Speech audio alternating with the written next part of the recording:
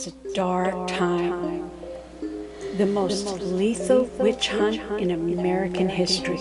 The year was 1692. The people in Salem Village were afraid to come out of their homes. The town was gripped by fear.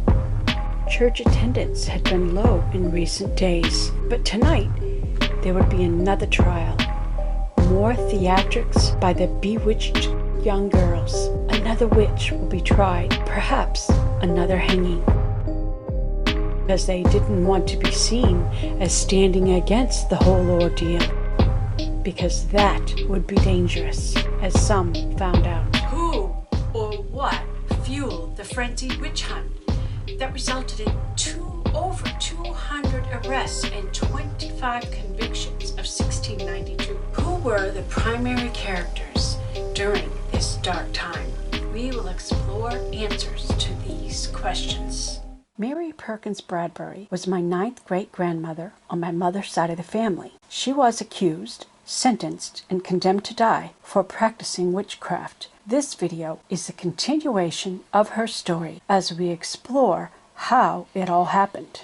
This is a story about people. I don't have actual photos or videos of people from 1692, so I'm going to use my paper dolls to help tell the story. Since I don't exactly know what they look like, the illustrations used throughout this presentation are just representative of the people who actually lived back then. Mary was born in 1615 in Hillmorton, Warwickshire, England. She was the daughter of Sergeant John Perkins Sr. and Judith Perkins, who arrived in Boston, Massachusetts in 1631. At age 16, then settled in Ipswich, where she met and married Captain Thomas Bradbury of Salisbury.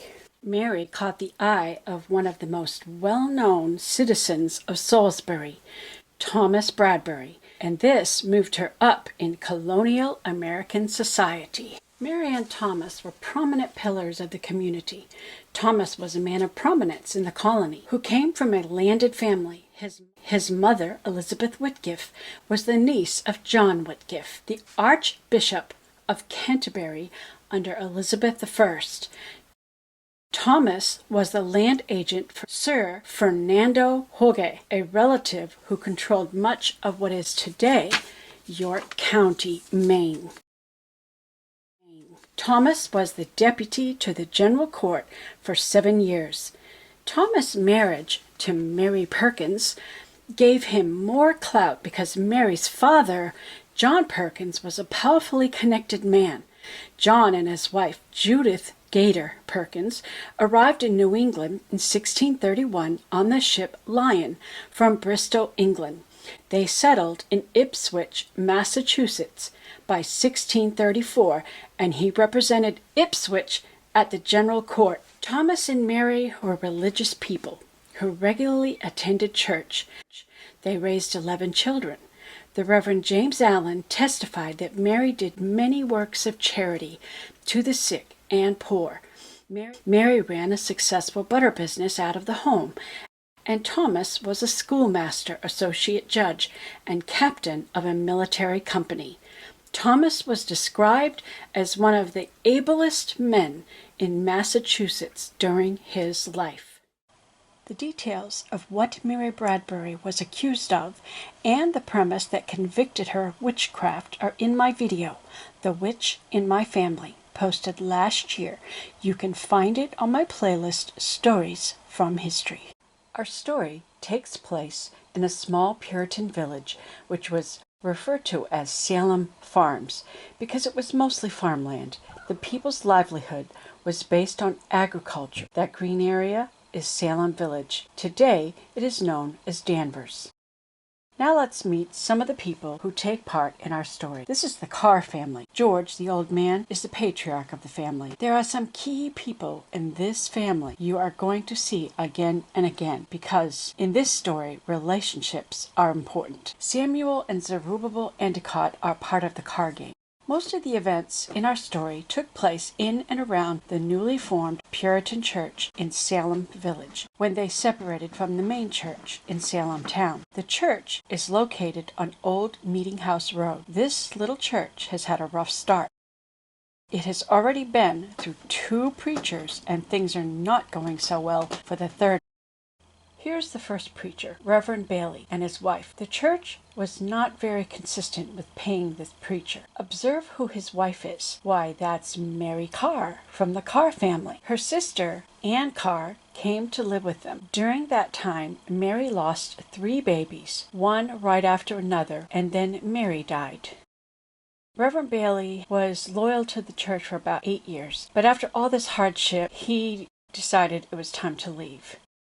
Ann Carr, at age 17, married Thomas Putnam. Thomas had been married before and had a daughter, also named Ann. From now on, we will refer to his wife as Ann Sr. and his daughter as Ann Jr. These 3 people were very much involved in the Salem witch trials. Now, let's look at the Putnam household. You have already met his wife and daughter. All of these females were involved in accusing others of witchcraft.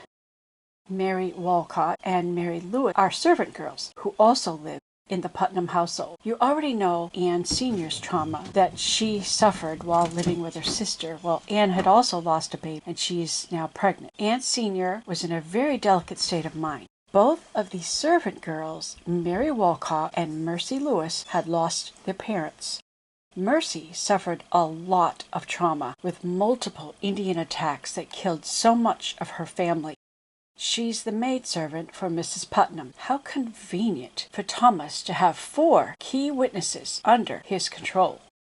A shattered mind can be easily manipulated. Now we come to preacher number 2, Reverend Burroughs, which is a sad story. I can't go into all the details of it, but in short, he came to Salem Village to an already fractured church, which he was unsuccessful in uniting. The church again was inconsistent paying him. When his wife died, he had to borrow money to pay for some aspect of his wife's burial. Frustrated with the church, he went back to Maine, thinking he could more easily deal with the savage Indian attacks, rather than deal with all of the division of this doomed church. When he left Salem, he still owed a little bit of money. We'll come back to his story. So now we have our 3rd minister for Salem Village, Samuel Parris. Parris attended Harvard College in Boston, but did not complete his education because his father had died.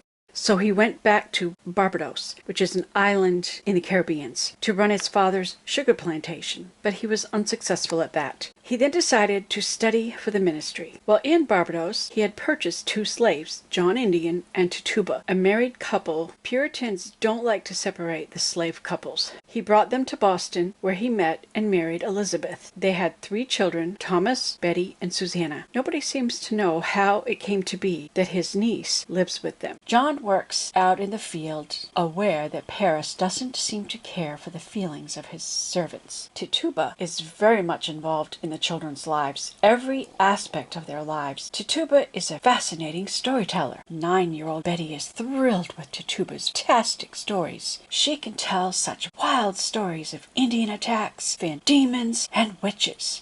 John Indian told his wife Tituba that no matter what happens, the slaves must survive. Slaves were expected to be submissive always, to no matter how they were treated. Putnam is a good Puritan, which means he is loyal, so he always manages to keep himself in good with the preacher. There were some members who complained that they were paying Parris too much money. Some of the people left his church to go back to the town church in Salem, and some refused to pay their tithes to support the minister. When Parris learned of the desire of a group of men seeking to oust him, he preached a very angry message from his pulpit. A conspiracy against the church has been hatched within the village. The devil has taken possession of some of the villagers. His sermon that day frightened some of the members, affecting especially the young girls in the church. You have met the preliminary families that were initially involved to kick off the witch hunt. So it begins in the Reverend Parris' home with his own daughter and his niece, Abigail, Betty. The girls started having fits, screaming out in pain, complaining that invisible spirits were pinching them. These 2 girls were the first in Salem to exhibit this behavior. How convenient that Thomas Putnam was also there to witness the incident. Talk about conspiracy! A doctor examined and could not find anything wrong with them. The doctor said there was no doubt they were under an evil hand. Interesting to note, Paris did not want the doctor's report to get out until he decided what his next move was. Word quickly spread. Paris sent his daughter away so that she was no longer involved in the whole affair. Strange how her possession had no effect once Betty was removed from the town. Anne Jr. was the next to experience similar symptoms. Anne Jr. was a strong influence on Mercy Lewis. Anne Jr. seemed to be the ringleader of all the afflicted girls. Looking at the map, we see that the Putnams lived about a mile from the Paris family. So these young girls are neighbors. They could have easily walked to each other's homes and conspired. There were 10 afflicted girls between the ages of 12 and up to the age of 20. But 5 of them were the main accusers during the Salem witch trials. Anne Jr. was Mary Walcott's cousin because her father married Thomas Putnam's brother. Just look at the numbers of people these young girls accused and testified against. The red letter "other" indicates that those 3 girls testified against Mary Bradbury, my 9th great-grandmother. Did the authorities in charge have anything to gain from convicting witches? Now I want to introduce you to the officials in our story, starting with Cotton Mather, who had studied a case in Boston. Anne Grover was her name, who had afflicted 4 children that they couldn't explain what was going on with them.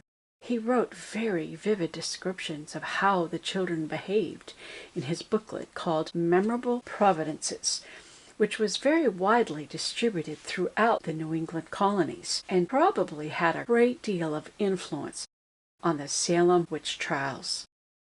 Cotton Mather believed that a witch was unable to recite the Lord's Prayer. That was proof she was a witch. At Anne Grover's trial, she could not recite the Lord's Prayer. Well, she couldn't even speak English, so she was condemned as a witch and hung. Anne was an Irish immigrant who could only speak her native language. Increase Mather had been investigating witchcraft for most of his career. His sermons are published throughout the colonies that reinforced his belief against witches. People flocked to hear him preach powerful sermons against witches and devils, which was frightening. The son of Increase Mather is Reverend Cotton Mather, who made himself an expert on witchcraft, surpassing his father's fame. Between the two of them, they seemed hell-bent on cleansing out colonies of evil. So I guess when people migrated to America, the devil came with them. As the trials progressed, witches were hung. Their fame also grew. The whole affair was very profitable to them both. Governor Phipps was far too busy up north fighting off Indians to deal with spiritual matters, so he appointed the Court of Oyer and Terminer. That phrase means to hear and determine. Normally, such a court is set up to deal with treason or a felon case. At Increase Mather's suggestion, he appoints Thomas Newton as chief prosecutor. The jury is filled with Puritan merchants. One of my ancestors, John Batchelder, was on the jury. Lieutenant Governor William Stoughton will hear the cases, heading a 9-judge Court of Oyer and Terminer. I read that it was 9, but I counted 10, so I'm not sure if there was a little bit of a change over there. Cotton Mather advised this court to accept spectral evidence for quick convictions. Nathaniel Saltonstall resigned after the trial, conviction, and execution of Bridget Bishop, who was the first to be hung. The whole affair sickened him. Judge Thomas Danforth was also not in agreement, so he stayed uninvolved during the trials. But when the day came to put an end to it, he was right there.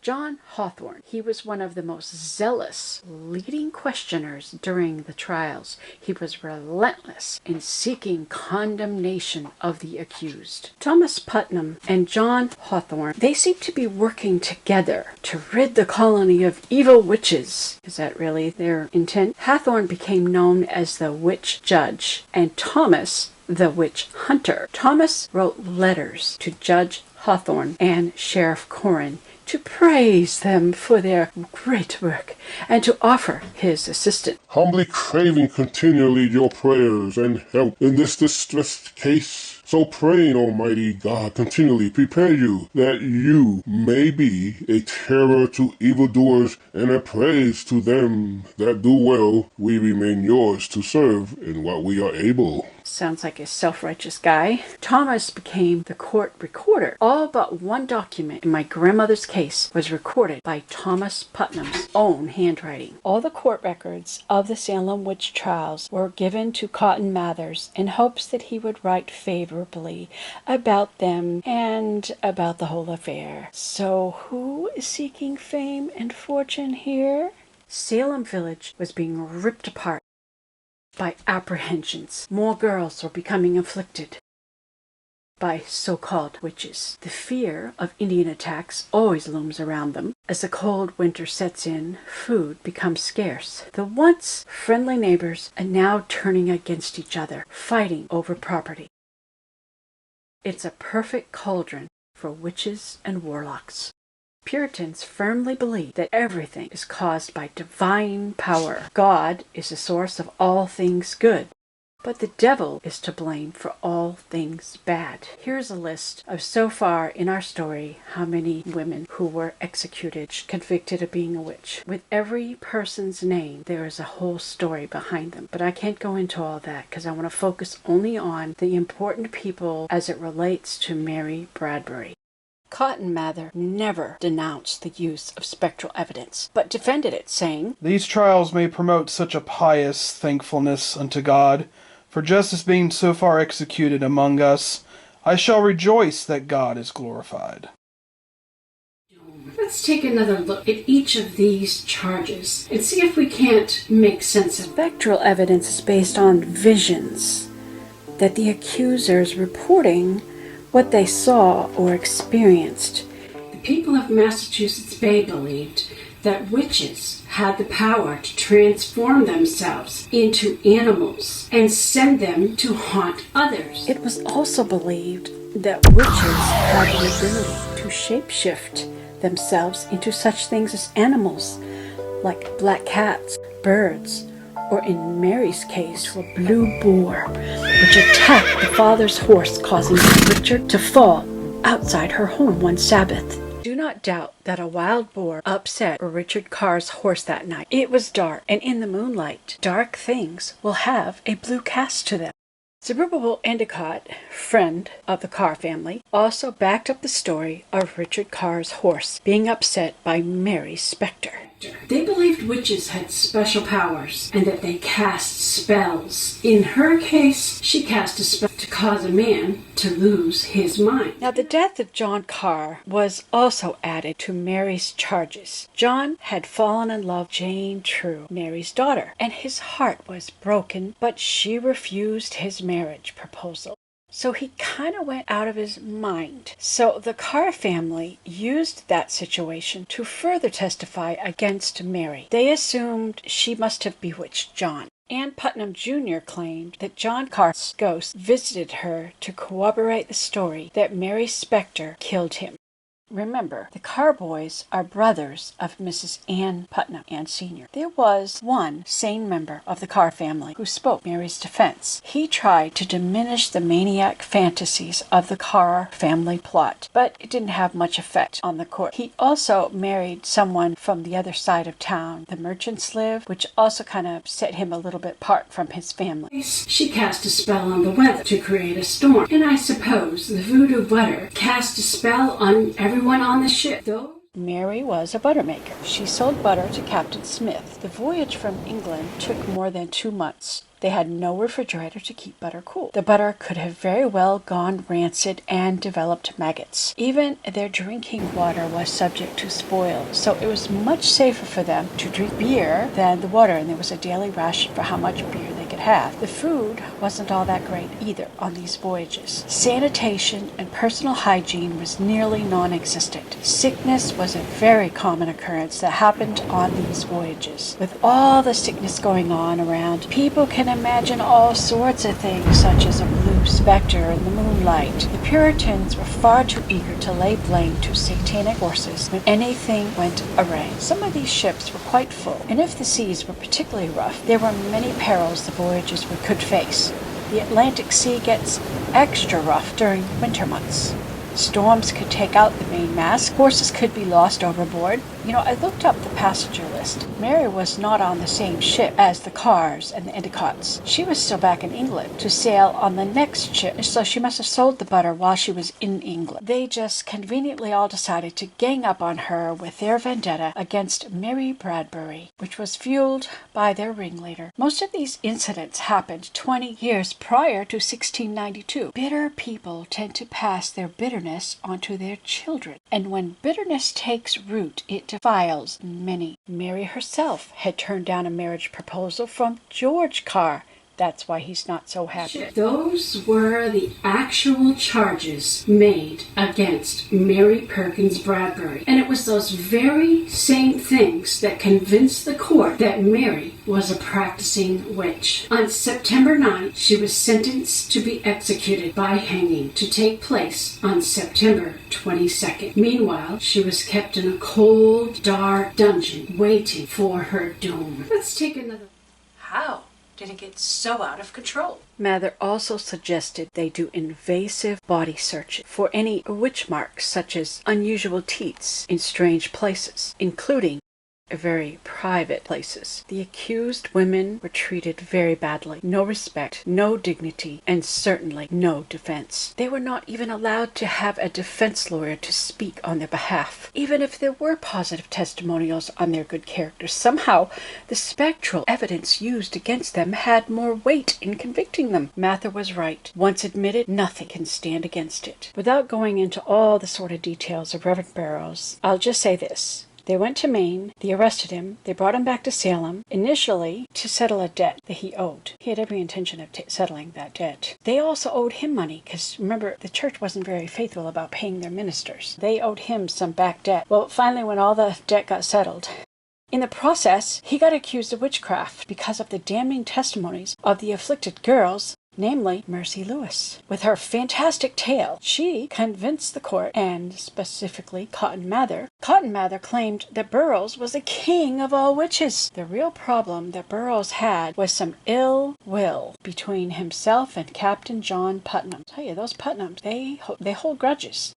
Cotton Mathers attended Burroughs' execution. When Burroughs was able to eloquently recite the Lord's Prayer, it left some of the viewers in tears. They began to doubt the guilty verdict, some even calling for the execution to stop. But Cotton Mather chimed in. Burroughs was no ordained minister.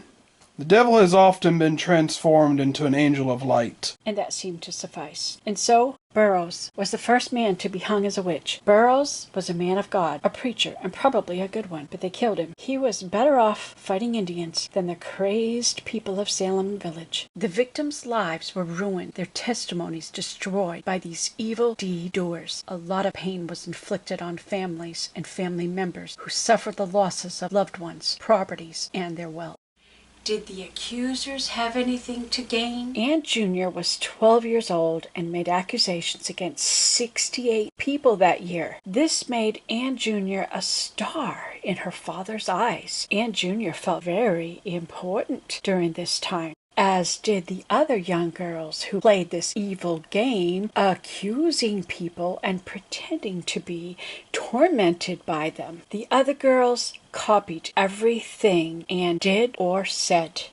John Proctor and Giles Corey spoke out against the trials. They both thought the trials to be a scam and a great injustice. But then they and their wives were accused of witchcraft. John was hung while his wife remained in prison. She was pregnant, so her execution was delayed. Proctor's relative purchased the property where the hangings had taken place, which is why they now call it Proctor's Ledge. Putnam had a land dispute with Proctor, and his wife was related to Rebecca Nurse, who had been hung earlier. When Proctor was executed, that pretty much finished up any opposition that Reverend Parris had with his church members. Proctor was the leader of a group of men trying to get rid of the minister. Giles Corey was pressed to death under heavy rocks for refusal to plead. That punishment was suggested by Thomas Putnam. It was meant to make him confess, but he refused to plead. They laid him in a field, placed a board on his chest, and piled rocks on. Every time they tried to get him to plead, he remained silent. They kept piling more rocks on. His last words were, "More weight." On the third day, he finally died. His wife, Martha, was hung 3 days later. Sheriff Corwin accused Giles of witchcraft, hoping to gain his property, but Corey outsmarted him by writing his will while he was in jail, giving all of his property away to his children. Who was the real demon in Salem of 1692?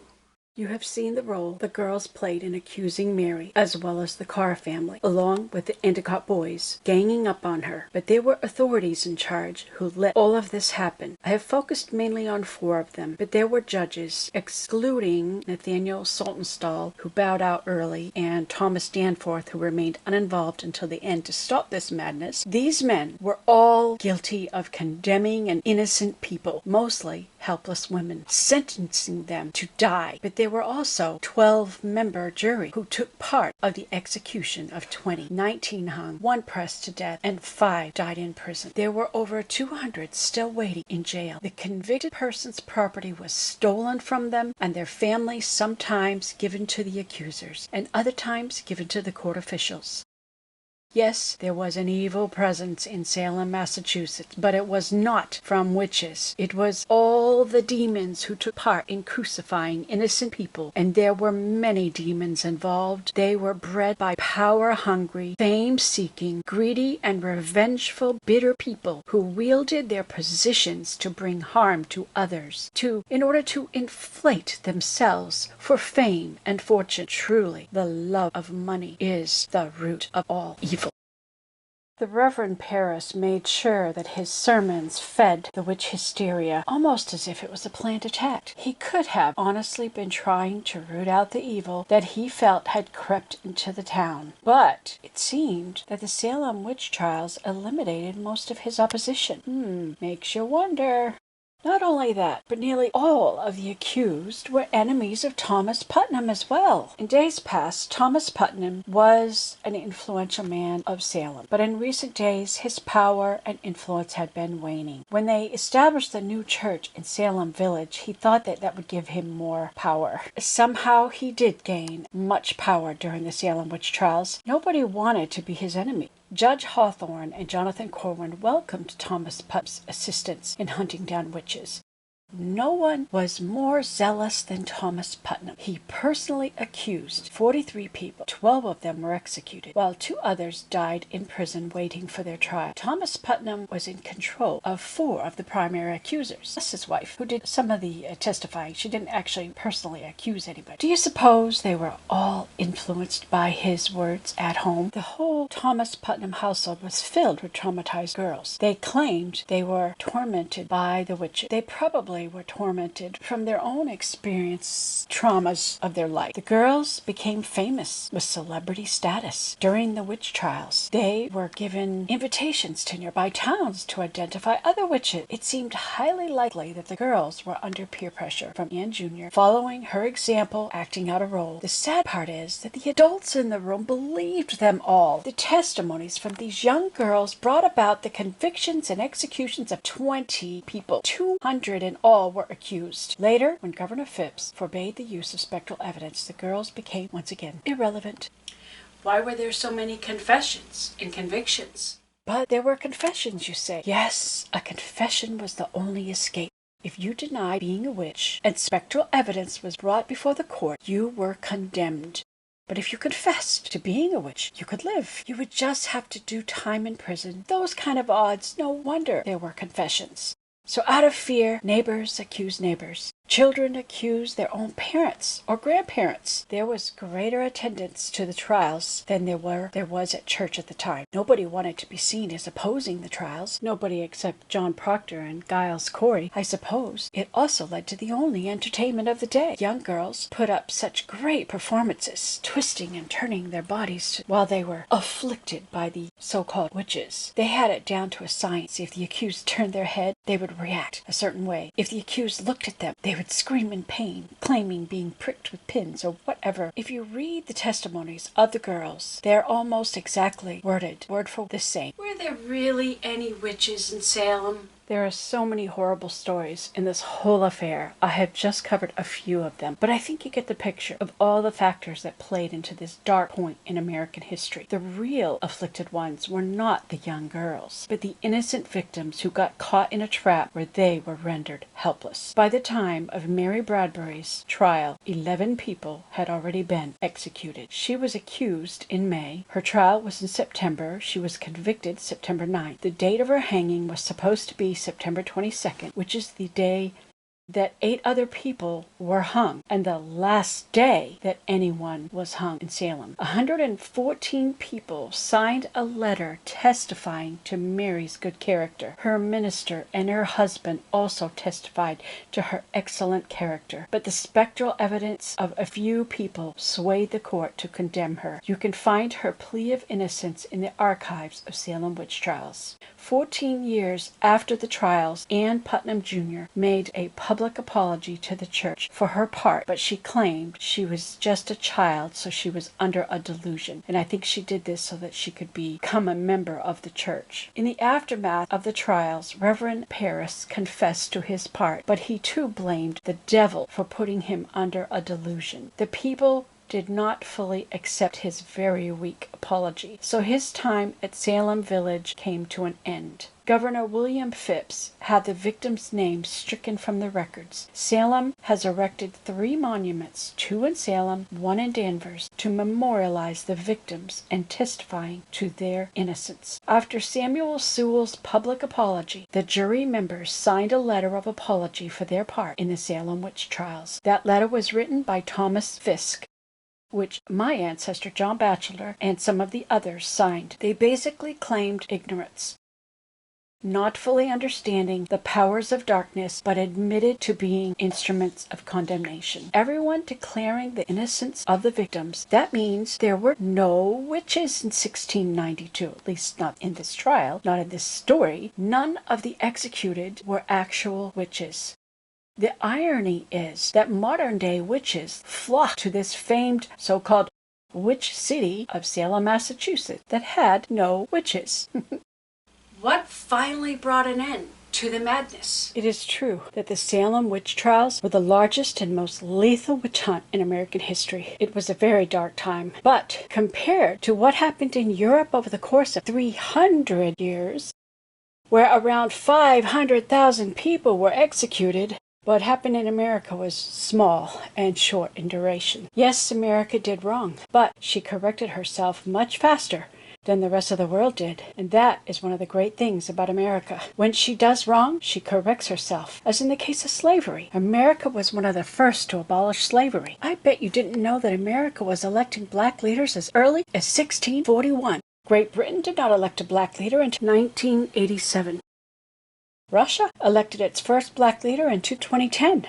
By the year of 1876, America had more than 1,000 black elected leaders. So don't tell me America is a racist country. So what stopped the Salem witch trials? Well, 3 men. Reverend John Wise, Reverend Increase Mather, surprise, surprise, and Thomas Brattle confronted Governor Phipps and told him that we were copying Europe and we are not practicing what the Bible says. Proverbs 18:17. The accused can have a witness to speak on their behalf to defend them. The accused in the Salem witch trials were not allowed to have lawyers, which is unbiblical. John 8, verses 10 through 12. The accused have the right to confront their accuser. These due process rights coming from the Bible were not being practiced, so this was brought to the attention of Mr. Phipps. Governor Phipps realized how wrong they were, so he went to Judge Samuel Sewell and ordered the trials to be stopped. Judge Samuel Sewell wrote out his public apology. He had the minister read it to the congregation while he stood and hung his head in shame. He did not blame anyone but himself. He confessed humbly and sincerely publicly, testifying of the great wrong and the shedding of innocent blood, and denying the accused due process of law according to the scriptures. He took it personally to heart. His apology affected the town. No other apology that has been made from that came even close to Samuel Sewall's apology. Governor Phipps called for a day of prayer and fasting to plead with God, confessing their sins of the shedding of innocent blood and following the wrong process to judge the accused. He ordered the accused names to be stricken from the books and to pay the families restitution. The monuments that have now been erected in and around Salem is acknowledging the great tragedy of the innocent blood that was shed during the dark days of 1692. As for Mary Perkins Bradbury, as of June 10, 2023, there is now a brand new, and her husband, grave marker for both herself on her gravesite in Salisbury. So now she will be remembered and not forgotten. My production of this video is also a way of honoring that brave woman who stood for truth and refused to associate herself with any semblance of evil. She would not confess to witchcraft. There were several that did flee from Salem as the trials were reaching a fever pitch, and some escaped before their trial, but Mary was the only one of the condemned that escaped her execution. She spent about 4 months in prison, and nobody exactly knows how this 70-plus elderly lady escaped prison. We suspect she had help from high places. She and her husband fled to Maine. They stayed there until long after the trial ceased. About the same time that she fled, one of her accusers, Samuel Endicott, also disappeared, and no one ever heard from him again. After 7 years, they declared him dead. Mary was afraid they might accuse her of his death, so she delayed her return to her home in Salisbury. But eventually, she finally returned and lived out the remainder of her years, about 7, and died of natural causes in her own bed. Mary Perkins Bradbury was the only condemned person in the Salem witch trials that left the hangman hanging.